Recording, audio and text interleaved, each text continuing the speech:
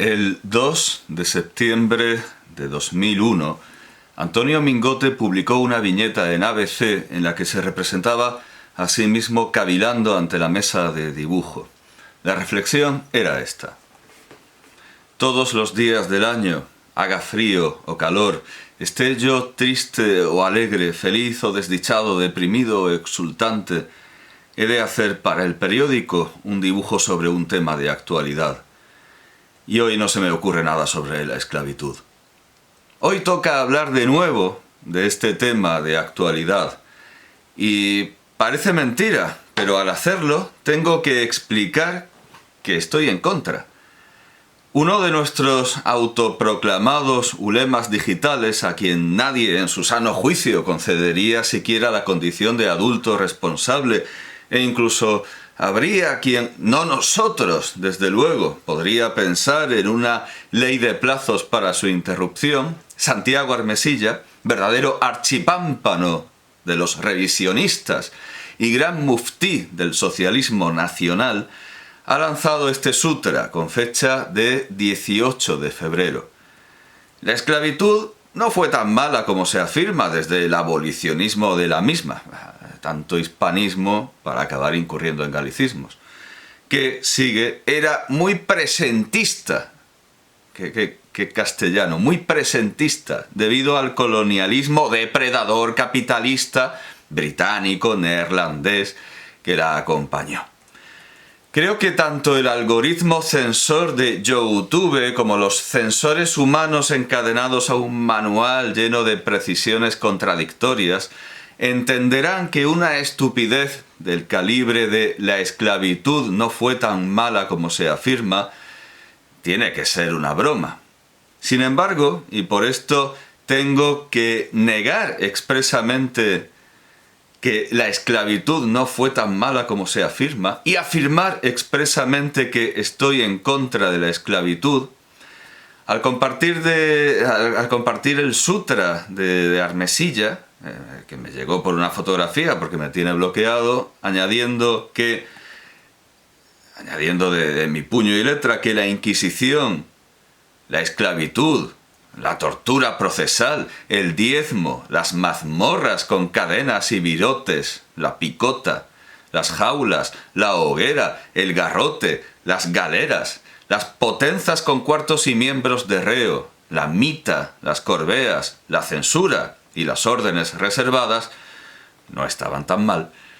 Me ha llegado a los pies una marea de repelentes niños vicentes revisionistas que, a partir de una mala lectura de Engels, han recitado todos a una un argumento según el cual, si no fuera por la esclavitud, todas las guerras de la antigüedad habrían acabado en canibalismo, o eso doy en pensar, porque se han dirigido a mí con preguntas pretendidamente socráticas o saduceas, pero que no eran ni una ni otra cosa, y yo no respondo a preguntas estúpidas, que es lo que eran, y mucho menos a preguntas de las que quien las formula cree tener la respuesta, y no la tiene.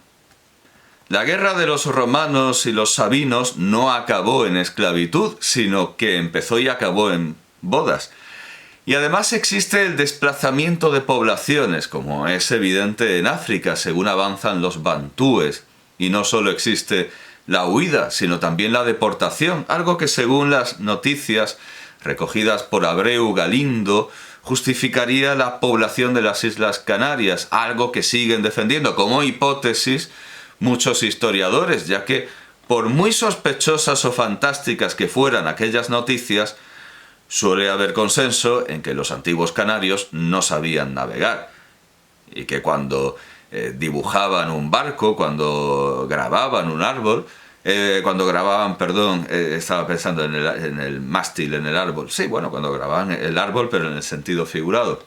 Cuando hacían esas incisiones rupestres con barcos, pues es porque habían visto uno de los romanos, pero que ellos no sabían hacerlos. Eso es lo que todo el mundo da en convenir. Hay una infinidad de organizaciones políticas entre la esclavitud y el canibalismo, un mundo de posibilidades. Los cavalli Sforza pensaron que, dado que las poblaciones que desarrollaron culturas megalíticas no estaban emparentadas genéticamente, alguien, en franca minoría, había tenido que obligarlos a picar piedra, pero que también podría haberse dado el caso de que los hubiera convencido. La historia no es una máquina movida por la necesidad insoslayable, como sueñan los marxistas. El capitalismo no es necesario, no es una condición necesaria, y la esclavitud no es tampoco necesaria. Pero Armesilla y sus seguidores incurren directamente en la caricatura del marxismo, porque parece que piensan que no hay otras guerras que las floridas. No sé si de manera buscada o casual, a Armesilla le llegó una respuesta desde 13TV, la cadena de la Conferencia Episcopal de España, a través de la programación de la película 12 Years Slave, 12 años como esclavo, 12 años de esclavitud, de Steve Rodney McQueen, no de Steve McQueen, sino de Steve Rodney McQueen, de 2013. No hay que confundir a Steve Rodney McQueen con Steve McQueen, como no hay que confundir a Crispin Glover con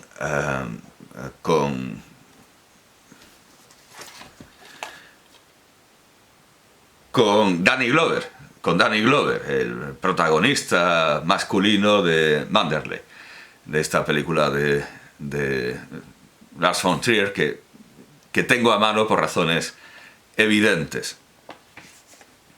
Es una película de 2013 sobre las memorias del mismo título de Solomon Northup. La película vendría a ser, no hablo de las memorias de Solomon Northup, que son lo que son, y revelan lo que por desgracia tienen que revelar. Hablo de la película que vendría a ser para la esclavitud lo que da Letzte Zug de 2006, de Joseph Filsmaya y Dana Vavrova, es al Holocausto. Vendría a ser a la esclavitud lo que el último tren es al Holocausto, si no fuera porque existe Addio Zio Tom de Gualtiero Jacopetti y Franco Prosperi, de 1971, aunque esta producción se correspondería más con Il portiere di notte de Liliana Cavani, de 1974. También, si no fuera porque Addio Zio Tom cuenta con la característica extraordinariamente repugnante, de ser una película aparentemente contra la esclavitud de los negros, pero que abusa de los negros, concretamente de los sufridos ciudadanos de Haití, puestos a entera disposición de los directores por el dictador François Duvalier Papadoc, que murió antes del estreno. El 20 de diciembre de 1964, Carlo Gregoretti publicó en L'Espresso el artículo Una guerra privata in cinemascope, en el que acusaba a Gualtiero Jacopetti no solo de haber colaborado en actividades genocidas, sino de haberlas organizado y coordinado para que quedaran bien en cámara para su documental sobre la descolonización. África Addio, ¿no? Addio Zio Tom, que es posterior, la que sirve de modelo, África Addio, que acabaría estrenando, aunque curiosamente el título de Addio Zio Tom ya había sido usado y hubo un proceso por plagio, así que no podemos decir directamente que Addio Zio Tom tenga ese addio por África Addio, sino que es una coincidencia. Es enteramente una coincidencia, porque este documental se funda en dar el adiós al África de las grandes reservas naturales. En principio iba a ser una especie de documental ecologista. Al final es un documental en el que no paran de reventarse animales para disfrute del público. Bueno, África Addio acabaría estrenándose finalmente, después de los pleitos, en 1966. Como digo, se siguió a esta acusación en prensa un proceso judicial en el que Jacopetti confesó que las escenas de genocidio estaban reconstruidas lo que dio tema a Carlo Gregoretti para un nuevo artículo en L'Espresso. El artículo se titulava Un documentario costruito con le comparse. Ecco i falsi di Africa a Dio, publicado el 14 de agosto de 1966, al que se sumó la intervención de Mino Argentieri en el debate sobre la película en la Biblioteca Umberto Bárbaro de Roma, publicado en el número 57 de 1966 de Cinema 60. Gregoretti recurre a testigos que desmienten, entre otras cosas, el número de víctimas. La revuelta de los Simbas no fue como el genocidio de Ruanda, aunque a Occidente ambas cosas le traigan sin cuidado. Incluso podemos decir que el genocidio de Ruanda le ha importado aún menos, porque no estaba involucrado el Che Guevara, ni hubo monjas secuestradas como en la rebelión Simba, origen de la película Encrucijada para una monja, de Julio Bux, de 1967, con una Margot Cottens que proponía a la monja protagonista, violada por un Simba, abortar para no tener a un pequeño Simba correteando por ahí. Origen a su vez esta película de Esa mujer, de Mario Camus, de 1969, con guión de Antonio Gala y Fernando Vizcaíno Casas, en la que la monja violada es Sara Montiel. Argentieri va desgranando todas las falsificaciones que escaparon a la Inquisición de Gregoretti, empezando por el famoso nido de manos cortadas, y que parece mentira que lograran engañar a una persona culta como lo era el productor del film, el Cavaliere Angelo Rizzoli, editor de clásicos antiguos y modernos y productor hasta ese momento de Ophuls, de Sica, Amato, Rossellini, Claire, Gallone, Mankiewicz, Fellini y Antonioni.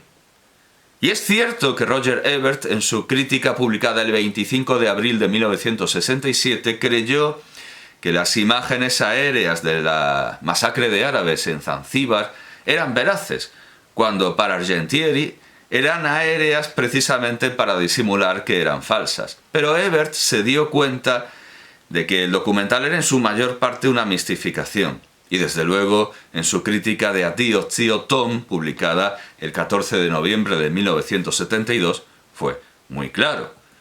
Si es trágico que la barbarie esclavista existiera en este país, ¿no es también trágico y encolerizante que por unos pocos dólares los productores de esta película hayan podido resucitar la barbarie?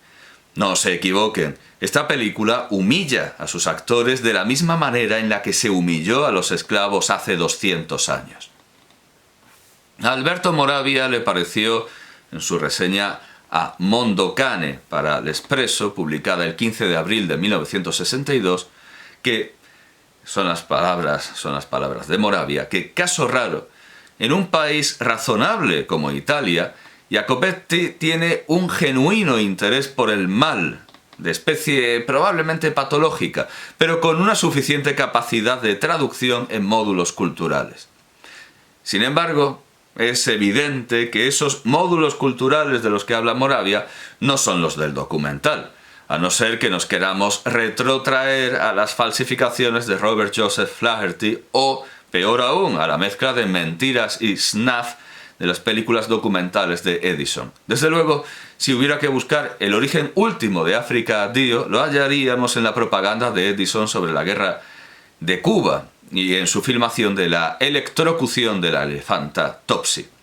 En Edison, como en Jacopetti, la denuncia y la moralina son falsas y la tortura es real.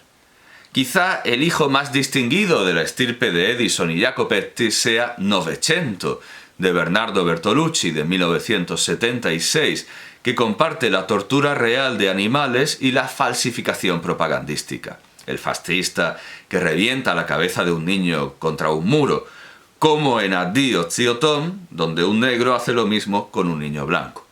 Si comparamos la crítica de la colonización de Jacopetti con las anteriores y contemporáneas de Mustafa al-Hassan y Usman Sembène, y con la posterior de Mohamed Hondo, veremos que Jacopetti tiene en común con los directores africanos que la inteligencia y el talento son inversamente proporcionales a sus medios y presupuesto. En cuanto al equivalente de Schindler's List, de la lista de Schindler de 1993 de Steven Spielberg, es evidente que es Amistad de 1997 del mismo director. Una correspondencia similar, como excusa de una ultraviolencia repetitiva y anestesiante y una falta de originalidad disfrazada de homenaje, se da entre Inglourious Basterds de 2009 y Django Unchained, Django desencadenado de 2012, a la que no se puede negar lo icónico del personaje de Stephen, aunque tampoco se puede negar su dependencia de The Boondocks, la historieta gráfica que Aaron McGruder publicó entre 1996 y 2006 y que llevó a la televisión, su propio autor, en 2005. Bueno, como todos sabemos, a la presentación de las películas de Quentin Tarantino siempre se puede dar la respuesta que se van de viaje, porque todo es un homenaje, que se van de viaje. La cuestión parecía cinematográficamente zanjada, pero entonces llegó una fétida varaada de mendacidad a mezclarse con las falsedades de Armesilla, y su origen no era otro que el Congreso de los Diputados. En sede parlamentaria se suele mentir sobre el presente y el futuro, pero por supuesto no se libra el pasado de las invenciones de los políticos. El Congreso y el Senado de Estados Unidos son un buen ejemplo, ya que en ellos se rinde culto a dos héroes que se desmienten mutuamente y a un tercero que se desmiente a sí mismo. Washington, por luchar por la independencia. Lincoln, por luchar contra la independencia. Y Jefferson, por proclamar que todos los hombres son iguales, menos los negros. Hecho este, junto al de que violara a sus esclavas, que a menudo hace olvidar que Washington exigía trabajar a los suyos hasta con huesos rotos, y que cuantos podían huían del prócer libertador. Y aún más, siempre se ha contado a los escolares norteamericanos que Washington llevaba una dentadura de madera, pero la realidad es que le arrancaba los dientes a los esclavos para ponérselos él. El Congreso y el Senado de los Estados Unidos se consideran la santa sede mundial de la igualdad y las libertades, a pesar de que la Cámara de Representantes rechazó cada año desde 1989 la propuesta de John Conyers sobre reparaciones por la esclavitud, que acabó designándose con el número 40 en recuerdo de la única reparación real registrada por la historia, la designada por el general William Tecumseh. También es el único prócer americano con un nombre de indio, William Tecumseh Sherman. Los famosos 40 acres y una mula, 40 acres expropiados a los esclavistas y una mula del ejército, que dan nombre a la productora de Spike Lee y que se plantean como el origen del problema expuesto en Manderley de Lars von Trier de 2005. Aunque no fuera por sus años de esclavitud, muchos negros merecieron este premio digno de legionarios romanos por haber vertido su sangre por la República, como ocurrió también con los negros paraguayos, cuya libertad dilataron tanto los próceres, exigiendo siempre nuevos sacrificios y más derramamiento de sangre, y apilando condiciones y requisitos que hicieron que la emancipación pareciera el horizonte, que siempre se aleja cuando se avanza hacia él. Y tan lejos estaba que los negros que volvieron de combatir a los nazis, que no habían separado a los atletas por raza en los Juegos Olímpicos de Berlín de 1936, como sí ocurrió en los de Los Ángeles de 1932, se encontraron sin derechos y amenazados por el Ku Klux Klan, que linchó y asesinó a no pocos veteranos, cuando no lo hizo directamente la tan cacareada sociedad civil, que de manera espontánea y tumultuaria se dio a un crimen en el que reconoció hasta un valor turístico, pues se editaban y vendían postales en los que poblaciones enteras de sonrientes ciudadanos blancos posaban con un encendido orgullo frente a cadáveres carbonizados y mutilados de ciudadanos negros que evidentemente no sonreían. Como es bien sabido, a la muerte de Lincoln subió al poder el enemigo de Sherman, Andrew no el racista y genocida, no el racista y genocida Andrew Jackson, sino el racista y genocida Andrew Johnson, que devolvió las tierras a los esclavistas y dejó a los libertos sin acres y sin mula. La única tierra que Estados Unidos dio a los libertos fue una que no era suya, el territorio de Liberia, que fue usurpado a los esclavistas, ante todo los Bai, e imperialistas, ante todo los Mane locales. A los negros no solo no se los convirtió en propietarios, y estoy viendo que tropiezo porque pienso que hay quien se queja de que leo cuando resulta oportuno ser preciso, no leo cuando resulta oportuno improvisar. Queridos espectadores, haré siempre lo que crea más conveniente para mí y para ustedes. Así que voy a dejar de pensar en el público. Uno tropieza cuando piensa en quién lo mira y no en lo que hace. Pensemos en lo que tenemos que hacer. Decía que a los negros no solo no se los convirtió en propietarios. Vamos, estaba pensando otra cosa bastante más plástica, es decir, que quien se queje que me coma él. Pero bueno, decía, a los negros no solo se los convirtió en propietarios, sino que el Estado fue quitándoles derechos hasta el punto de que en 1888 el general Sherman llegó a escribir en el artículo All Shady with Immoral que tan seguro como que hay un Dios en el cielo, tendréis otra guerra, más cruel que la última, en la que la antorcha y el puñal tomarán el lugar de los mosquetes y los bien ordenados batallones. El negro gana experiencia e inteligencia cada día, y ha leído a Byron. Herederos de cadenas, ¿no sabéis que para ser libres tenéis que dar vosotros mismos el golpe?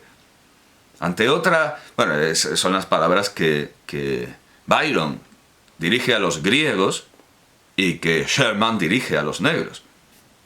Ante otra asamblea con sede en los Estados Unidos, la de la Organización de las Naciones Unidas en Nueva York, Pau Casals contó en 1971 muchas mentiras sobre el pasado de Cataluña para intentar convencer al mundo de que fueron los primeros y los mejores en todo, callándose obviamente verdades como que fue un catalán, Sebastián Plaja Vidal, o Sebastián Playa y Vidal, como quieren las enciclopedias catalanas, quien el 14 de junio de 1870 defendió en Madrid, en el Congreso, las reparaciones por la esclavitud, pero no para los libertos, sino para los esclavistas.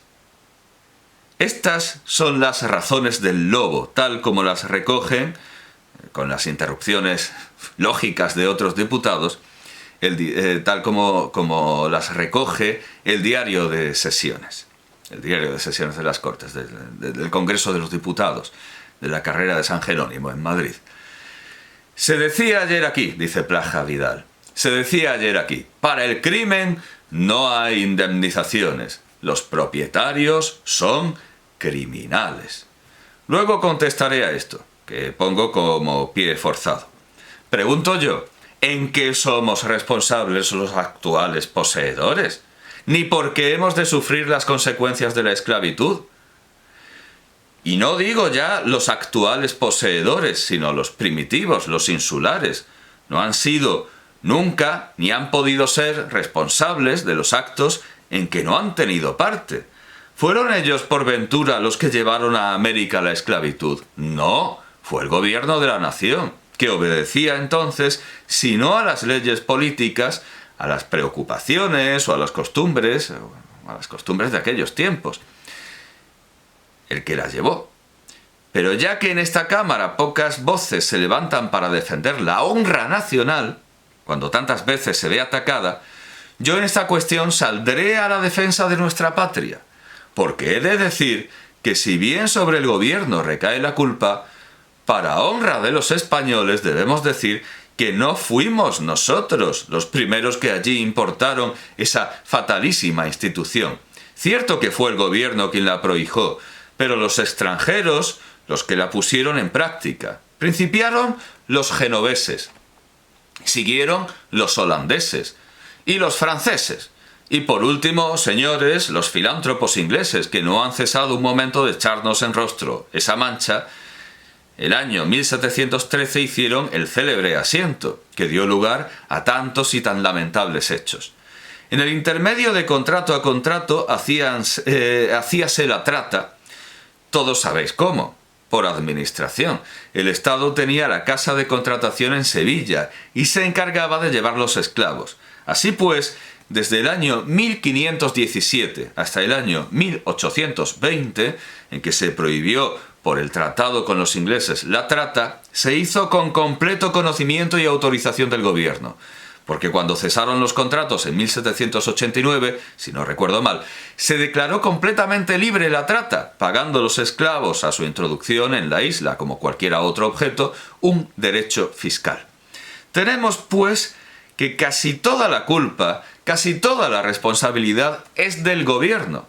Y digo casi y no toda, porque es indudable que después de esa prohibición se ha hecho la trata. Y de consiguiente ahí no tiene responsabilidad ninguna efectiva. Que moral, en la conciencia de todos está que no se hubiera hecho si el gobierno no hubiese querido. Y entonces interrumpe el señor Pellón y Rodríguez. ¿Qué gobierno? Ya supondrá sigue Plaja, ya supondrá el señor Pellón que no es el actual. Se habla de hechos pasados. Digo pues que si no en todo, la parte principal de la responsabilidad de esa plaga, que si bien ha desarrollado la riqueza material de las Antillas, nos ha traído ese tenebroso problema que estamos abogados a resolver, recae sobre el gobierno. Esto de tenebroso lo usa Quevedo en La boda de negros. Puede entenderse como un juego de palabras, puede entenderse como humor negro en el peor sentido. Y la otra parte, ese tenebroso problema que estamos abogados a resolver recae sobre el gobierno. Y la otra parte, puesto que yo uso el casi, recae sobre los propietarios actuales. De ninguna manera. De los propietarios de Puerto Rico, y sin duda sucederá lo mismo respecto a la mayor parte de los de Cuba, la grafía es la grafía del diario de sesiones, respecto a la mayor parte de los de Cuba, puedo decir que los que hoy poseemos, puede que sea una errata de la transcripción, porque no lo he tomado directamente de una fotografía, respecto a la mayor parte de los de Cuba, puedo decir que los que hoy poseemos no hemos invertido ni un céntimo en ninguna expedición. Hemos comprado una propiedad como cualquier otro señor diputado puede adquirir una finca cualquiera. Como yo mismo la he adquirido aquí. Los esclavos formaban parte de las fincas y por consiguiente, ¿qué responsabilidad puede haber cuando la ley autorizaba aquellas adquisiciones? ¿A qué viene, pues, eso de decir que no hay indemnización para el crimen? ¿A qué viene acusarnos de criminales? Así pues, yo rechazo la palabra dura e incalificable de criminales que el señor Díaz Quintero arrojó sobre los propietarios de esclavos. Si bien es verdad que luego quiso paliar el calificativo cuando rectificó a mi amigo el señor Vázquez Oliva, pero la intención fue bien marcada. No exceptuó a nadie. No hay indemnización para el crimen, los propietarios son criminales. Yo rechazo con toda mi alma esta acusación. Y entonces interviene el señor vicepresidente, Madrazo. Ruego a su señoría que se limite a la enmienda. Y el señor Plaja dice, ya he dicho antes, señor presidente, que ayer debía haber consumido turno y que no lo hice por no molestar a la Cámara. Porque conozco que no tengo las dotes oratorias, no digo yo del cisne de la Cámara, del señor Castelar, sino ni mucho menos, y quiero molestarla lo menos posible. Pero he de dejar pasar desapercibidos los duros cargos que se nos han dirigido. Yo lo dejo a la consideración del señor presidente. Digo, pues, que nosotros, los actuales propietarios, poseemos eso con tan justo título como cualquier otro español su propiedad, porque después de todo nosotros no hemos creado esa propiedad, nos la han garantizado. Así lo han reconocido absolutamente todas las naciones. No hay ninguna que haya intentado